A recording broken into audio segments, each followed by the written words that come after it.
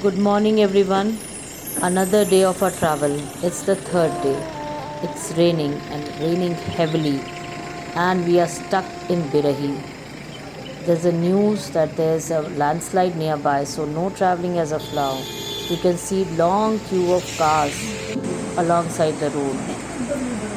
But as the saying, every dark cloud has a silver lining. God has blessed us to embrace the beauty of the mountains.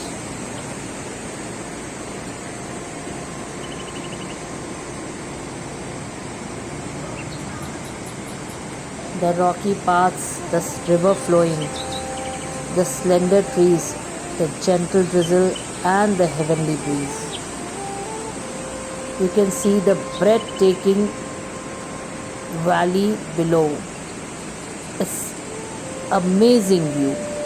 The heady pines and the fog that hides the view from my eyes. The cascading fall, and this is simply magical.